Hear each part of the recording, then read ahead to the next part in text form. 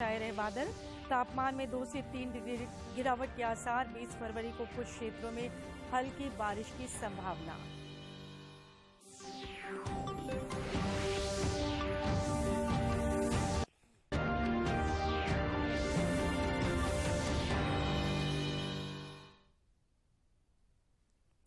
नमस्कार, खबरें झारखंड में आपका स्वागत है।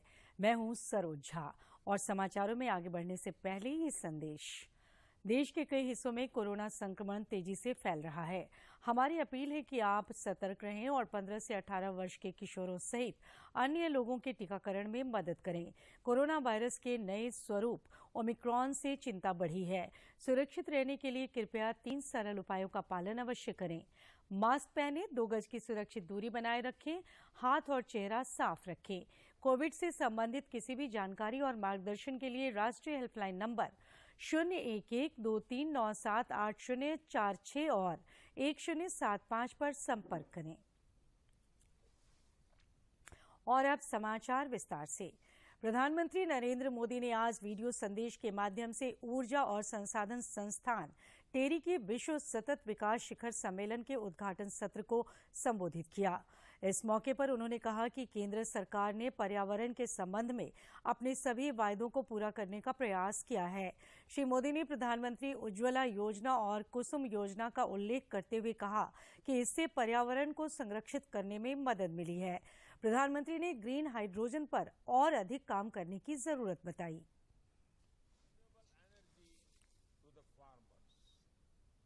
We are encouraging farmers to set up solar panels, use it and sell surplus power to the grid. Standalone solar pumps as well as efforts for solarizing existing pumps are being scaled up. Our focus on chemical-free natural farming will also help promote sustainability and equity. Friends, our LED bulb distribution schemes has been running for over 7 years. It has helped us to save more than 220 billion units of electricity and 180 billion tons of carbon dioxide emission per year. We have announced the setting up of the National Hydrogen Mission. It aims to tap into green hydrogen, an exciting technology to power our future. I encourage संत रविदास की जयंती आज देश भर में श्रद्धा और भक्तिभाव से मनाई गई। 14वीं शताब्दी के संत रविदास भक्ति काल के महान संत थे। प्रधानमंत्री नरेंद्र मोदी ने कहा है कि उनकी सरकार ने हर कदम और हर योजना में गुरु रविदास जी की भावना को आत्मसात किया है। इस मौके पर उन्होंने नई दिल्ली के करोल बाग में गुरु रविदास विश्राम धाम मंदिर में शबद कीर्तन में भाग लिया और लोगों के कल्याण के लिए प्रार्थना की।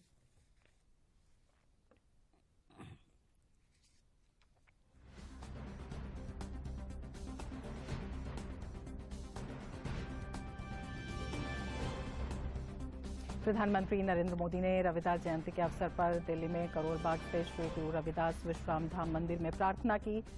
श्री गुरु रविदास मंदिर में आने पर लोगों में काफी उत्साह देखा गया।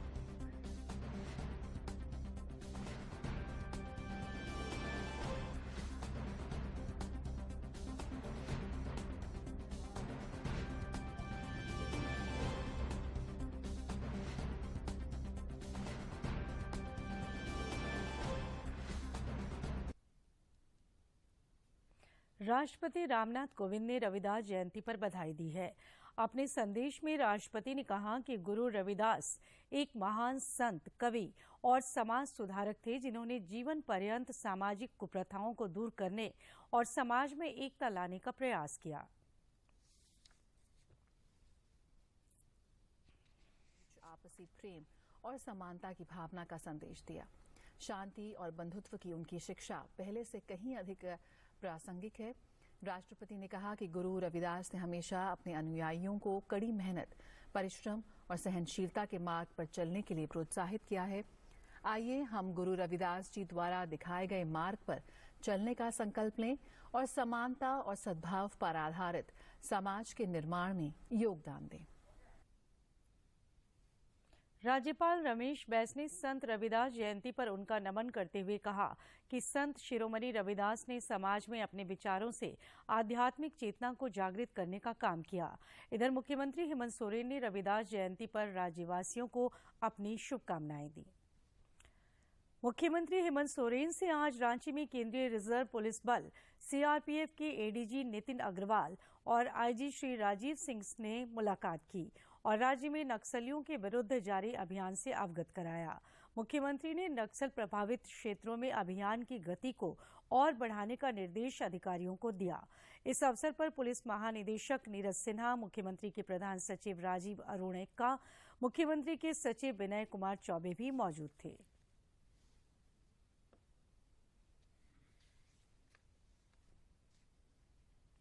भाजपा के वरिष्ठ नेता कपिल मिश्रा रुपेश कुमार पांडे के परिजनों से मिलने के लिए दिल्ली से रांची पहुंचे, लेकिन विधि व्यवस्था का हवाला देकर प्रशासन ने उन्हें एयरपोर्ट से बाहर नहीं निकलने दिया। मॉब लिंचिंग के शिकार हजारीबाग के बरही के युवक रुपेश कुमार पांडे के परिजनों से मिलने के लिए आज दिल्ली से भाजपा के वरिष्ठ नेता कपिल शर्मा रांची पहुंचे, लेकिन विधि व्यवस्था का हवाला देकर प्रशासन ने कई घंटों तक बिरसा मुंडा बाहर नहीं निकलने दिया और बाद में पुनः दिल्ली भेज दिया। इस घटना से कपिल मिश्रा काफी मर्माहत दिखे। मैं अभी भी 4 घंटे हो चुके हैं, रांची एयरपोर्ट के अंदर ही मुझको रोक कर रखा गया है, डिटेन करके रखा गया है, बाहर नहीं निकलने दिया जा रहा। यहाँ तक कि जो मीडिया के लोग हैं उनसे भी बात नहीं करने दी जा रही है। मुझे नहीं पता कि इस प्रकार का बैन, प्रतिबंध, रोक ये मुझ पर लगाने से क्या हासिल होगा सरकार को। घटना की जानकारी मिलने के बाद रांची के सांसद संजय सेठ ने एयरपोर्ट के अंदर जाकर कपिल मिश्रा से मुलाकात की। बाद में पत्रकारों से बातचीत में सांसद ने कहा कि कपिल मिश्रा दिल्ली वासियों के सहयोग से रुपेश के परिजनों तक आर्थिक मदद पहुंचाना चाह रहे थे, लेकिन प्रशासन के कड़े रुख के कारण उन्हें रुपेश के परिजनों से मिले बगैर दिल्ली लौटना पड़ा। अच्छा लगता प्रशासन को इस कदर नहीं काम करना चाहिए कि लॉ एंड ऑर्डर मेंटेन करो, लेकिन किसी व्यक्ति को रोकना, हमको आने जाने बोलने की स्वतंत्रता है। यही तो भारतीय लोकतंत्र, दुनिया का सबसे बड़ा लोकतंत्र है। कपिल मिश्रा को एयरपोर्ट से बाहर नहीं निकलने देने की घटना पर हिंदू जागरण मंच ने भी ऐतराज जताया है। मंच के प्रदेश अध्यक्ष ऋषिनाथ शाहदेव ने रुपेश के परिजनों से नहीं मिलने देने की घटना पर प्रशासन के प्रति तीखी प्रतिक्रिया व्यक्त की है। तो यहाँ आके पता चलता है कि नहीं, उनको एयरपोर्ट के अंदर रोक दिया गया है और अभी तक, अब तो हमको लग रहा है क्या 3-3.5 घंटा होने को आ रहा है, अभी तक उन्हें निकलने नहीं दिया गया। शुरुआत में तो हमारा फोन से उनसे बात भी हो रहा था, बीच में उनका फोन भी ले लिया गया। अभी शायद फिर थोड़ा देर पहले उनको फोन दिया गया है। वो जैसे ही ट्वीट किए कि उनको यहाँ डिटेन कर लिया गया है, अरेस्ट किया गया, उनका फोन ले लिया गया। गौरतलब है कि पिछले दिनों हजारीबाग जिले के बरही में 2 गुटों की झड़प में रुपेश कुमार पांडे नामक एक युवक की मौत हो गई थी। इस घटना को लेकर कपिल मिश्रा मृतक के परिजनों से मिलकर उन्हें ढांढस बंधाना चाह रहे थे। रांची से कर्मवीर की रिपोर्ट। जनजातीय मामलों के केंद्रीय मंत्री अर्जुन मुंडा ने जमशेदपुर में रेड क्रॉस सोसाइटी के सहयोग से आयोजित 1 दिवसीय रक्तदान शिविर में हिस्सा लिया। इस मौके पर उन्होंने कहा कि रक्तदान महादान है जो जरूरतमंद लोगों के जीवन बचाने में काम आता है। रक्तदान शिविर का आयोजन भाजपा ओबीसी मोर्चा जमशेदपुर महानगर के अध्यक्ष धर्मेंद्र प्रसाद के पिता स्वर्गीय भगीरथ प्रसाद की स्मृति में आयोजित की गई थी। बिहार के पूर्व मुख्यमंत्री और राष्ट्रीय जनता दल के प्रमुख लालू प्रसाद फिलहाल रांची स्थित राजेंद्र आयुर्विज्ञान संस्थान रिम्स में इलाजरत हैं। कल सीबीआई की विशेष अदालत की ओर से चारा घोटाला मामले में लालू प्रसाद को दोषी करार देते हुए होटवार जेल भेजा गया था। बाद में मेडिकल ग्रांट पर लालू प्रसाद यादव को रिम्स रेफर कर दिया। लालू प्रसाद का हालचाल जानने के लिए रिम्स परिसर में अब उनके समर्थक भी पहुंचे। सोच के आते हैं कि हमारा राष्ट्रीय अध्यक्ष है, हम यहाँ रहेंगे तो हमको भी थोड़ा चैन लगता है। हो सकता है कि अंदर से साहब भी हो रहता है जिस तरह से क्रिकेट में खेलने वाला को लोग कैसे चिल्ला के इंडिया पाकिस्तान जितवा देता है, हिम्मत आ जाता, तो हम लोग साहब का साथ हिम्मत के लिए रहते हैं। हम लोग इनके बगल में रहते हैं, तो हम लोग को मेरे गार्जियन हैं, हमारे राष्ट्रीय अध्यक्ष है, तो कार्यकर्ता का फर्ज बनता है कि इनका हालचाल ले, इसलिए हम लोग रिम्स दौड़े दौड़े चले आते हैं और यहाँ हम लोग बगल में साइड में खड़ा रह के रिम्स में कैंपस में खड़ा होकर हम लोग इनका हालचाल लेते रहते हैं। क्योंकि अभी भाकपा के राज्य सचिव सह पूर्व सांसद भुवनेश्वर मेहता ने कहा है कि झारखंड में अवैध खनन एवं कोयले की तस्करी धड़ल्ले से जारी है। रांची में एक प्रेस वार्ता को संबोधित करते हुए उन्होंने राज्य सरकार से मांग करते हुए कहा कि अवैध खनन एवं अवैध कोयले की तस्करी पर तत्काल रोक लगाई जाए। श्री मेहता ने इसके लिए जिम्मेवार अधिकारियों पर भी कार्रवाई की मांग की। देश में पिछले 24 घंटे में कोविड-19 के 30,615 नए संक्रमितों की पहचान की गई है, जबकि इस दौरान 82,988 संक्रमित स्वस्थ भी हुए हैं। केंद्रीय स्वास्थ्य मंत्रालय के अनुसार देश में कोविड के 3,70,240 सक्रिय मामले शेष हैं। इधर झारखंड में कोरोना के नए संक्रमितों की संख्या में लगातार कमी देखने को मिल रही है। पिछले 24 घंटे के दौरान राज्य के 9 जिलों में कोरोना संक्रमण के एक भी नए मामले सामने नहीं आए हैं। राज्य में इस दौरान 135 नए संक्रमितों की पहचान की गई, जबकि 299 संक्रमित स्वस्थ भी हुए हैं। वहीं कल राज्य में कोरोना से किसी की मौत नहीं हुई है। राज्य में सक्रिय मामलों की संख्या 1,314 है। झारखंड में कोरोना से स्वस्थ होने की दर 98.47% है। देश में कोविड के खिलाफ जारी जंग में टीकाकरण अभियान तेज गति से जारी है। केंद्रीय स्वास्थ्य मंत्रालय के अनुसार देश में अब तक 1,73,86,81,675 से अधिक कोविड रोधी टीके लगाए गए हैं।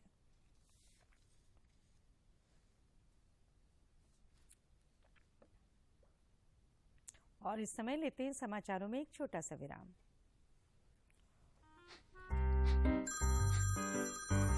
सर, आपका केवाईसी अपडेट करना है, नहीं तो अकाउंट और एटीएम कार्ड ब्लॉक हो जाएगा। सावधान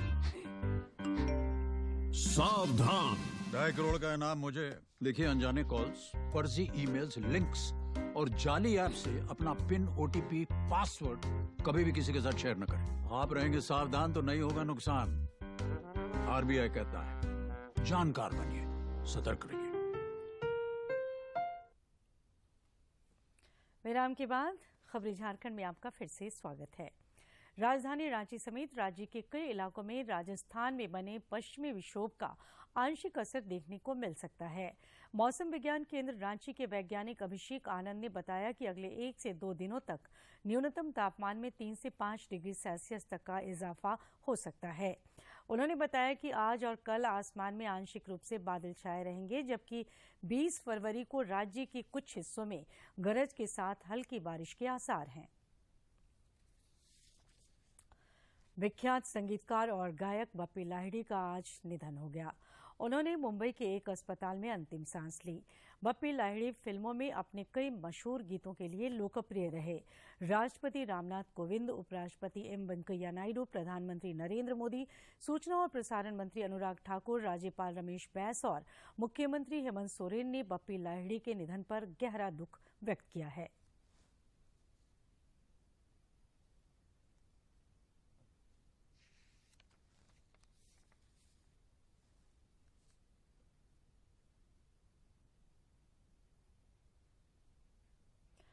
खेलकूद और पर्यटन मंत्री हफीजुल हसन ने कहा है कि राज्य सरकार स्वास्थ्य सुविधाओं को बेहतर बनाने के लिए प्रतिबद्ध है।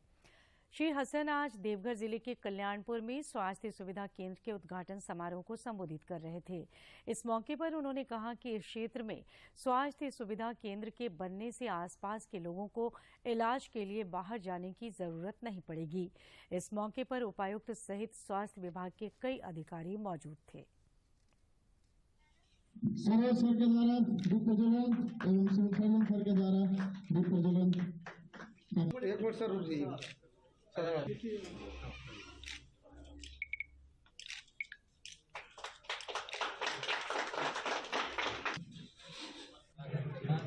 नहीं, देखिए, कहीं भी हॉस्पिटल खुलता है तो फायदा ही होता है।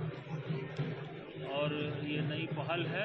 हम लोग इस जगह सारा सुविधा दें इस एरिया के लोगों को, और जो बाहर से भी आएंगे उनको भी यहाँ सुविधा। जगह काफी बड़ा है, क्या आगे दिन विकसित होने की भी कोई संभावना है? देखते हैं जिस तरह यहाँ होगा आगे, अभी तो शुरुआत है, बढ़िया रिस्पांस मिला तो इसको बड़ा करेंगे। प्रधानमंत्री नरेंद्र मोदी 27 फरवरी को सुबह 11 बजे आकाशवाणी पर मन की बात कार्यक्रम में देश विदेश के लोगों से अपने विचार साझा करेंगे। लोग नमो ऐप या माई गॉव ओपन फोरम में अपने विचार साझा कर सकते हैं। वे टोल फ्री नंबर 1800-117800 पर भी डायल कर हिंदी और अंग्रेजी में अपना संदेश रिकॉर्ड कर सकते हैं। ये फोन लाइनें 24 फरवरी तक खुली रहेंगी। लोग 1922 पर मिस्ड कॉल दे सकते हैं और SMS लिंक प्राप्त कर सीधे प्रधानमंत्री को अपने सुझाव दे सकते हैं। 27 फरवरी सुबह 11 बजे मन की बात आकाशवाणी और दूरदर्शन के सभी चैनलों पर। आप भी माननीय प्रधानमंत्री के मन की बात का हिस्सा बन सकते हैं। इसके लिए आप अपने सुझाव post box number 111 Akashvani Delhi पर भेज सकते हैं या नमो ऐप या माई गव के ओपन फोरम में पोस्ट कर सकते हैं। तो याद रखें, रविवार 27 फरवरी सुबह 11 बजे मन की बात। प्रधानमंत्री आवास योजना गरीबों और बेसहारों के बदरंग जिंदगी में नया सवेरा लाने का काम कर रही है। गिरिडीह नगर निगम के झरिया गादी गांव के लोग प्रधानमंत्री आवास पाकर खुश हैं। ये हैं गिरिडीह के झरिया गादी के वो ग्रामीण जिनकी पेशानी पर कभी बल पड़ा करते थे, लेकिन इन्हें मिले आशियाने ने इनकी जिंदगी पूरी तरह से बदल कर रख दी है। जब प्रधानमंत्री आवास योजना का इन्हें लाभ मिला तो मानो इनके सपने पूरे हो गए। पहले कच्ची मिट्टी से बने घरों में रहा करते थे, बरसात में काफी परेशानियां होती थीं, लेकिन प्रधानमंत्री के ड्रीम प्रोजेक्ट ने इनके चेहरों में खुशियों के रंग भर डाले हैं। सरकार हम लोग का बहुत मदद कर दिए हैं, ऐसे ढलैया घर हो गए हैं, धन्यवाद। घर था अपने पानी में छूता होता था, इसीलिए सरकार कॉलोनी से लिए और इसके बाद घर बनाए। बनाने के बाद फिर हम पहले से बहुत खुश हैं और इसलिए सरकार को धन्यवाद बोलते हैं। झरियादी गांव के सभी लाभुक आवास पाकर बेहद खुश हैं और प्रधानमंत्री के ड्रीम प्रोजेक्ट से जुड़े सभी सरकारी अधिकारियों की तारीफ में कसीदे गढ़ते नहीं थक रहे। उसके बाद सरकार हमको लोन दी, कॉलोनी पास कराए, कॉलोनी पास हो तो उससे हमको मिल गया, तब यही मेरा घर है, उससे मैं अच्छा खुश है। मतलब ये सरकार का जो हाउस दिया गया है ये बहुत ही अच्छा है। अब किसी तरह की परेशानी नहीं हो रही है। हम लोग बहुत तरह से मतलब सरकार का शुक्रिया अदा करते हैं और सरकार की मदद से ये मकान हम बना पाए हैं और हम सरकार की तरफ से बहुत खुश हैं और सरकार को बहुत बहुत धन्यवाद देना चाहेंगे। पहले इन ग्रामीणों के कच्चे घर आंधी तूफान और बरसात में ध्वस्त हो जाया करते थे। ऐसे में अब प्रधानमंत्री आवास योजना के तहत बने नए घरों ने इनको मानो नई जिंदगी दे डाली है। गिरिडीह से रमेश प्रभाकर की रिपोर्ट। रांची के अनगढ़ा के किसान गोवर्धन मुंडा ने आधुनिक खेती और ऑर्गेनिक उर्वरकों के इस्तेमाल से न केवल अपनी कृषि का दायरा बढ़ा लिया है, बल्कि इनके खेतों में पैदावार भी बढ़ गई है।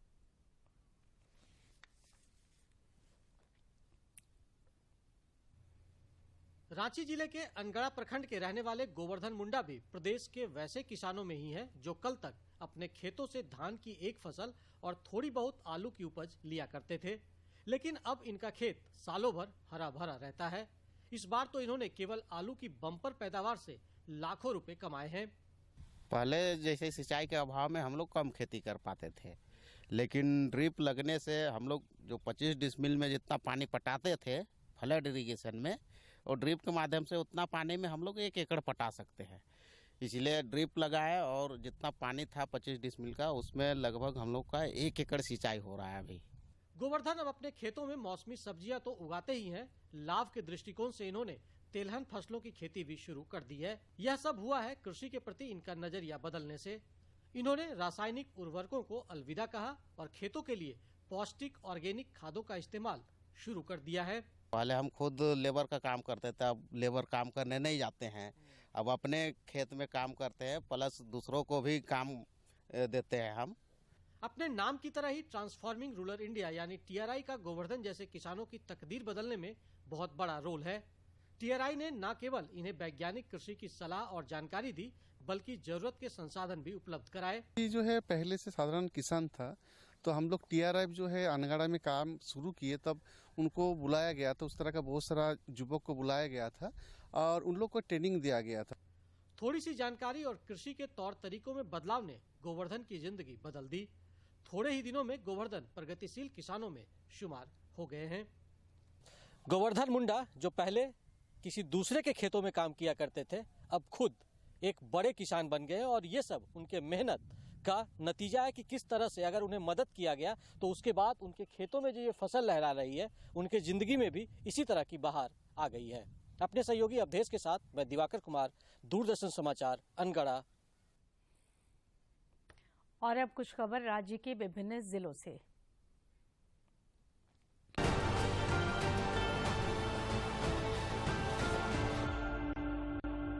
स्वास्थ्य मंत्री बन्ना गुप्ता ने राज्य में चलाई जा रही सर्वाइकल कैंसर स्क्रीनिंग की समीक्षा की। मौके पर आईएमए झारखंड के विमेंस डॉक्टर्स विंग की डॉक्टर भारती कश्यप भी शामिल हुई। इस दौरान स्वास्थ्य मंत्री ने बताया कि सर्वाइकल कैंसर उन्मूलन के लिए करीब 1.5 करोड़ रुपए का बजट तैयार किया गया है। हजारीबाग के सांसद जयंत सिन्हा ने अपने आवास पर रामगढ़ के कार्यकर्ताओं के साथ विभिन्न महत्वपूर्ण विषयों पर विस्तृत चर्चा की। मौके पर उन्होंने कहा कि प्रधानमंत्री नरेंद्र मोदी के नेतृत्व में रामगढ़ के विकास को गति देने के लिए सभी प्रतिबद्ध हैं। देवघर के उपायुक्त मंजुनाथ भजंत्री के निर्देशानुसार महिला सशक्तिकरण और जागरूकता को लेकर ऑनलाइन बैठक का आयोजन किया गया। मौके पर जिले में चल रहे विभिन्न कार्यक्रमों के सफल संचालन को लेकर कई निर्देश जारी किए गए। साहेबगंज जिले के मंडरो प्रखंड के सिमरा पंचायत में राजस्व शिविर का आयोजन किया गया। मौके पर पैतृक या पारिवारिक संपत्ति के आपसी बंटवारे से संबंधित जानकारी दी गई। इस दौरान किसानों की धान अधिप्राप्ति को लेकर किसानों को जागरूक भी किया गया। सदर अस्पताल सिमडेगा में सिटी स्कैन की सुविधा बहाल हो गई है। इस सुविधा के बहाल हो जाने से अब एक ही छत के नीचे सुव्यवस्थित तरीके से CT scan room, doctors room, digital X-ray, reporting counter, ultrasound जैसी हाईटेक व्यवस्था शुरू हो। खूंटी जिले की महिलाएं मत्स्य पालन कर स्वरोजगार की ओर अग्रसर हो रही हैं। कर्रा की सीमा देवी ने जोहार परियोजना से जुड़कर समेकित बत्तख और मत्स्य पालन की शुरुआत की है। लगभग 8 महीने में उन्होंने 80 डिसमिल के तालाब से 200 किलो मछली और 75 पीस बत्तख की बिक्री की है। चतरा जिले के पुलिस अधीक्षक राकेश रंजन ने जिले में चल रहे अफीम की अवैध खेती पर नकेल कसने को लेकर कई कदम उठाए हैं। उन्होंने इस कारोबार में शामिल विभिन्न थाना क्षेत्रों के करीब 1.5 दर्जन अपराधियों और तस्करों को चिन्हित किया है। सिमडेगा जिला पुलिस ने नशे के कारोबारियों के विरुद्ध कार्रवाई करते हुए 2 अंतर्राष्ट्रीय गांजा तस्करों को गिरफ्तार किया है। गिरफ्तार तस्करों के पास से करीब 150 किलो गांजा जब्त किया गया है। गिरफ्तार गांजा तस्कर पड़ोसी राज्य बिहार के रहने वाले हैं। खूंटी जिले के मुरहू थाना क्षेत्र की पुलिस ने खेतों में लगे अवैध अफीम की खेती को नष्ट करने पहुंची, लेकिन वहां महिलाएं जुट गईं। महिलाओं के आक्रोश को देख थानेदार भी कुछ देर के लिए सहम गए, लेकिन बड़ी सूझबूझ के साथ ग्रामीण महिलाओं को शांत कराया और वहां से निकल पड़े।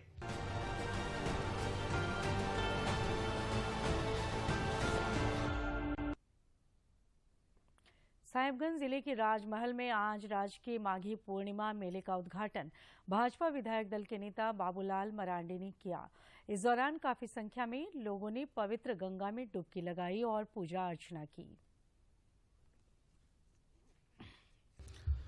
साहिबगंज के राजमहल में आयोजित राजकीय माघी पूर्णिमा मेले में झारखंड के अलावा बिहार और बंगाल से भी काफी श्रद्धालु पहुंचे हैं। भाजपा नेता बाबूलाल मरांडी ने इस मेले का उद्घाटन किया। बाबूलाल मरांडी जिंदाबाद, जिंदाबाद, जिंदाबाद, बाबूलाल मरांडी जी। इस मेले में खास बात यह होती है कि झारखंड, पश्चिम बंगाल और बिहार के रहने वाले सफाहोड़ समुदाय के काफी लोग यहाँ पहुँचते हैं। ये सभी यहाँ हर साल विधिवत पूजा अर्चना करते हैं और समाज और देश की खुशहाली की कामना करते हैं। माघी पूर्णिमा में आए हैं भगवान को पूजा के चलते, बचर बचर आते हैं लोग भगवान की पूजा करते हैं। मेले के दौरान कई पारंपरिक चीजों की बिक्री यहाँ की जाती है। आदिवासी समाज के लोग अपने घरों में मिट्टी के बर्तन का प्रयोग करते हैं। मेले में ऐसे बर्तनों की भरमार दिख रही है।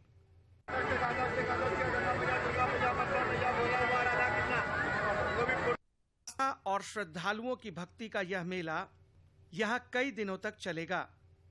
इस मेले को लेकर स्थानीय लोगों में भी खासा उत्साह देखा जा रहा है। साहिबगंज से संजय गुप्ता की रिपोर्ट। लोहरदगा के उपायुक्त दिलीप कुमार टोपो ने आज नदिया उच्च विद्यालय के प्रांगण में विज्ञान भवन और अध्ययन कक्ष के जीर्णोद्धार कार्य का उद्घाटन किया। इस मौके पर उन्होंने कहा कि दृढ़ इच्छा शक्ति और समर्पण भाव से काम करने पर कठिन मुकाम भी हासिल हो सकता है। उन्होंने विश्वास व्यक्त किया कि अध्ययन कक्ष के निर्माण से छात्र छात्राओं को प्रतियोगी परीक्षा सहित विभिन्न परीक्षाओं की तैयारी में सुविधा होगी।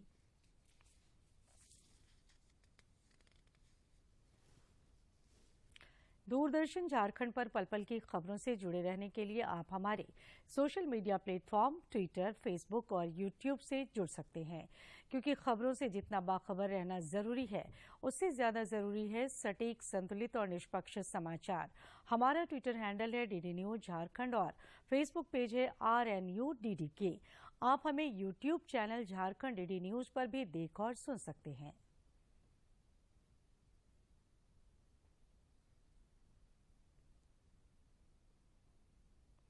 और आखिर में इस बुलेटिन के मुख्य समाचार एक बार फिर।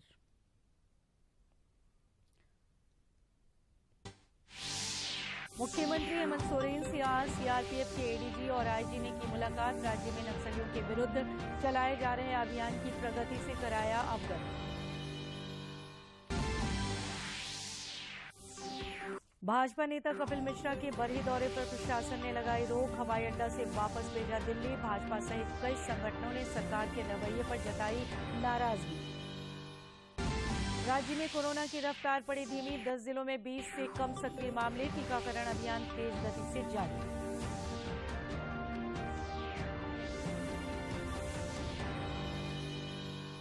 और रांची समेत राज्य के अन्य हिस्सों में आसमान में छाए रहे बादल। तापमान में 2 से 3 डिग्री गिरावट के आसार। 20 फरवरी को कुछ क्षेत्रों में हल्की बारिश की संभावना।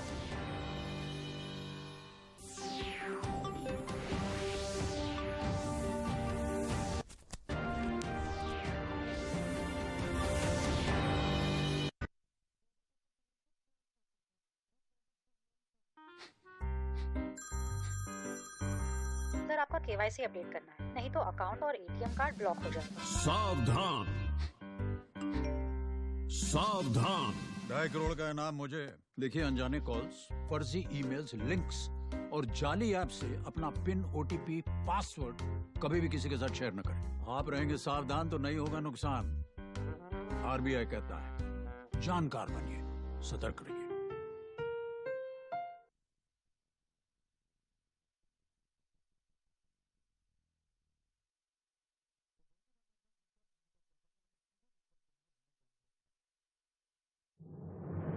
मन की बात है जन जन की, संघर्षों के कुछ किस्से, कहानी कुछ सफलताओं की, अनकही विरासत की, उम्मीदें नए भारत की। महीने के आखिरी रविवार का रहता है इंतजार। मलयाचल के आंचल से विंध्याचल के आंगन तक, ब्रह्मपुत्र के घाट से हिमालय के विस्तार तक होती है मन की बात प्रधानमंत्री के साथ। तो सुनिए, इस महीने 27 फरवरी सुबह 11 बजे मन की बात आकाशवाणी और दूरदर्शन के सभी चैनलों पर। आप भी माननीय प्रधानमंत्री के मन की बात का हिस्सा बन सकते हैं। इसके लिए आप अपने सुझाव post box number 111 Akashvani Delhi पर भेज सकते हैं, या नमो ऐप या MyGov के ओपन फोरम में पोस्ट कर सकते हैं। तो याद रखें, रविवार 27 फरवरी सुबह 11 बजे मन की बात।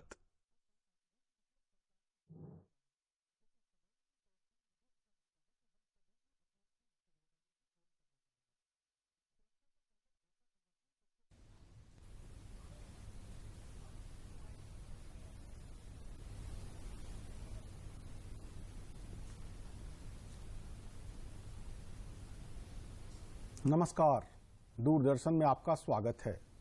मैं हूं प्रदीप सिंह। आज हम संत शिरोमणि गुरु रविदास पर चर्चा करने के लिए उपस्थित हुए हैं। आज उनकी जयंती है। पूरा भारत आज उनकी जयंती को बड़ी ही शिद्दत से मना रहा है और हमारे साथ 3 खास मेहमान हैं। हम चर्चा करेंगे